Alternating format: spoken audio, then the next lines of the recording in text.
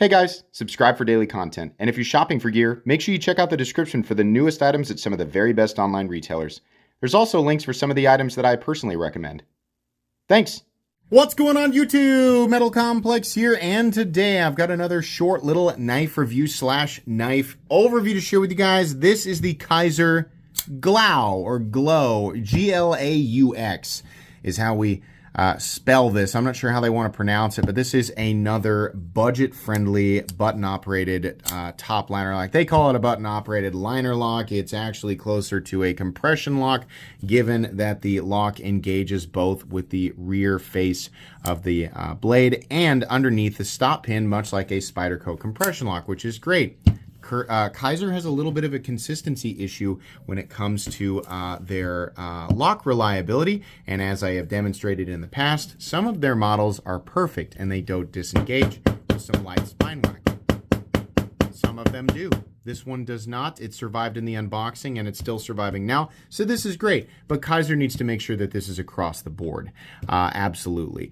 So I'm going to review this one. I really enjoy this one. I think it's a good product. Thanks so much to Kizer for sending this in. Thanks to my patrons for supporting me. And make sure your notifications are turned on for the Metal Complex YouTube channel. I will link this knife right down in the description so that you guys can check it out if you want to. There's a few different variations of this knife available, and I don't see it selling out anytime soon. I think it's just a straightforward good option that should be readily available. Overall length of this guy is coming in at about 6.65 inches. Blade length 2.85. Cutting edge is about 2.45. Let's go ahead and do some size comparisons. Any custom scales you find in this section can be found down in the description under Original Goat and Others. So up against the compact Excalibur and full-size Excalibur, you can see that this guy is a little shorter, but your ergonomic zones are very similar to compact Excalibur, and as you can see, it's actually really similar in ergonomic space. So while this knife is a lot bigger, what your hand fits on is pretty close. I wear an XL glove, and I can easily wrap my hands entirely around both of these knives. So don't let that teeny tiny size, I mean, it's not teeny tiny, but don't let that smaller size fool you. This guy has plenty of ergonomic space. Let's put it up against the Spyderco Para 3, and you know what? We're just going to round this off here, and we're going to finish up with the Hogue Deca. Should we do another one? What do I have out here? We've got the Sage 6, wonderful knife. So there we go. How is the action? Well, the action's good. I do like Kizer's little half moon button there, and the blade does drop readily. It's very easy to manipulate, and you can use the reverse flick if you want as well. The best thing about these button-operated liner, compression lock, top liner, whatever, is it gives you the satisfaction of a regular plunge lock, being able to push the button, but it is substantially more reliable, and it's just as safe given that your fingers are not in the way. When Kizer implements this well, they implement it really, really well. That's why we need them to be consistent, because they are technically making the best version of this, with this being the closest that we have to an actual Spyderco compression lock. So it's really important, considering Kizer does have the ability to create things with consistent, quality control, reliability, all of that.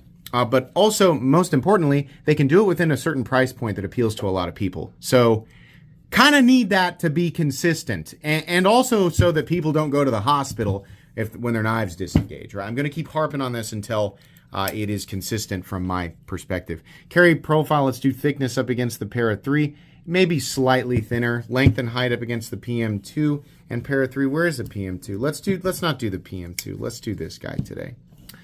Very compact and lightweight, easy to take to keep in your pocket. What are we looking at for materials? In this case, we have AEBL. I think there is one other option for steel, and this is that Norplex Ultrex micarta. It's micarta, right? It's great, but that's what it is. Steel liners, AEBL, and micarta.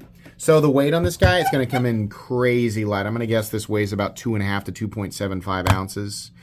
Not even 2.5, 2.4 ounces there. Crazy lightweight, and the balance on it is just about right behind the pivot. So very, very good. Let's go ahead and do a hardware check. I'll get out my tools as per usual. My tools are very inexpensive and very recommendable. You can find them right down in the section of my description that talks about the tools I use in this channel. We have T8 for the pivot. We have T8 for this body screw, that body screw under there, which is probably unnecessary given the position of the pocket clip. It's all going to be T8. And then we actually have T6 screws for the pocket clip itself. No big deal. T8 mostly, as long as you have the right tools for the job, you should be good to go. We'll measure the blade stock thickness real quick here, and then we'll get into a quick little serving of meat and potatoes. 97 thousandths. Nice and thin. Straightforward pocket knife, guys. We have a lot of these out there, but we are slowly converting this tried and true profile, ergonomic profile, the blade we're slowly transitioning a lot of these into button operated top liner locks, or in Kizer's case, compression locks, button lock compression locks, which is what we want. We want this. We want less regular liner locks. We want way less regular plunge locks, and we want less, crossbar locks and things like that. It's fine if they're still there. We want less of them. We want more of them to be this. This is good. The knife itself is nothing new, though. It's just a better system when implemented properly. Kizer has the potential to implement these systems properly, and currently I just think that they probably need to tighten the screws on their quality control, so to speak. The design itself is very, very comfortable, choked up or choked back. I love the extended jimping here. That is awesome. Blade profile, very good. On the thinner side, I would say under like medium thin. Really nice there at the edge, and you can take a look here at the plunge grind. AEBL not going to win any awards for edge retention, but it's a good versatile steel. Where Kizer needs to tighten the screws even more is their consistency with heat treatment. On AEBL, I don't know what the optimized range is, but I know that they have really missed the mark on a lot of their specialty steels. They've been way too soft. So we need to make sure that, Kizer needs to make sure that they understand what the optimal range is for everything. And, you guys are just like, you just said that you don't even know what the optimal range is for AEBL. That's right. But I don't represent every single customer, and different people are going to have different reasons for buying different things. And you should be optimizing each of these steels for the customers who prefer those steels specifically for whatever reason, right? So we need to find that out, and then we need to be hitting those numbers consistently. And fortunately, we have Taylor, who will be down in the comments, to give us the current data on Kizer's ability to heat treat steel properly. As time goes on, hopefully that data will shine more positively on Kizer. As of right now, sometimes they hit the mark and sometimes they do not, and that's just the way that it is. Combination of kind of almost like a reddish tan and sky blue, which I think looks pretty nice. I really like that half moon button. I did say that earlier. Their thumb studs are in a good place. Nice chamfering, almost radiused edges here. Very comfortable. The Kizer pocket clip is all right. It's not an ergonomic hotspot, but it does have that little bit of a bill there, so it has the potential to catch on something and bend out. But it is at least a ambidextrous pocket clip in terms of where you can mount it, so that is good. If you are left-handed, you will be using this button with your index finger, which is actually kind of nice. You do need to watch out when you are choking up and squeezing, because as you can see, you can disengage this with pressure. This is different when you are right-handed because your fingers don't naturally fall onto that button, and when you squeeze, the pressure more so goes into the scales and the frame. So left-handed people, you need to watch out for that. Right-handed people, just make sure you don't land your fingers right on that button, and you should be okay. Your blade profile here, and the size of this and the locking system, this is all light to medium duty stuff, right? This is an EDC pocket knife. It's not a specialty tool. It's not a freaking testosterone filled jackhammer knife from Cold Steel or anything like that. It's just a straightforward pocket knife, and it will do regular pocket knife tasks very efficiently as long as you use it as a pocket knife.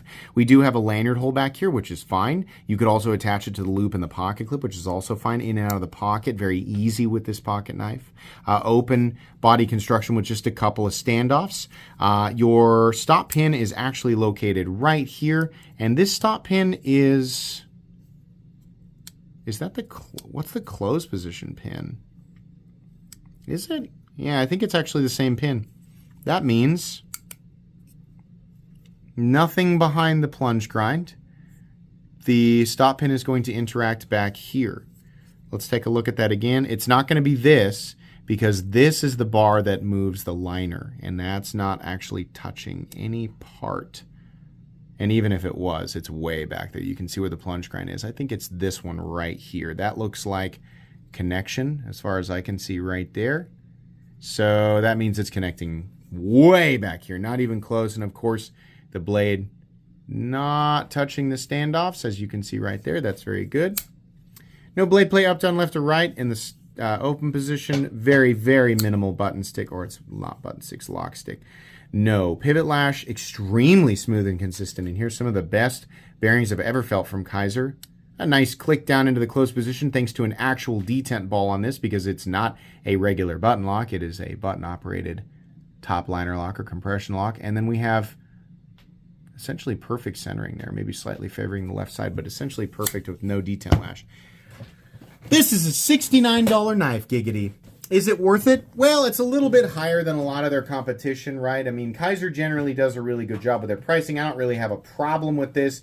If it comes down to, like, you know, Nitro V, AEBL, and 14C28N, personally, for what I'm going to use a knife in this category for, I'm probably going to go with 14C28N, followed by Nitro V, followed by AEBL. But there's an infinite number of reasoning to go with any of these steels, because as far as I'm concerned, they're all the same tier.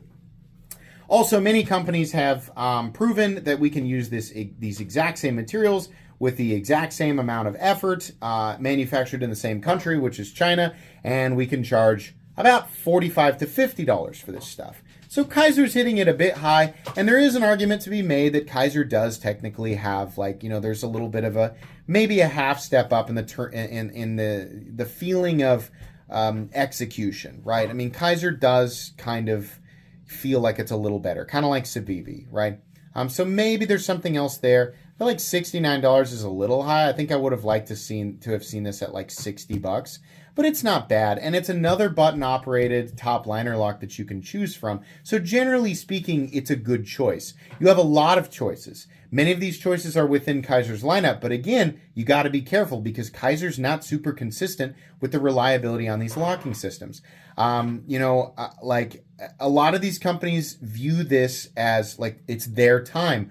This video is their space to promote their product. And I want to remind all of these companies, it isn't. It's whatever I say it is and whoever I decide to talk about, right? Not that Kizer's ever been a problem, but I want everybody to understand.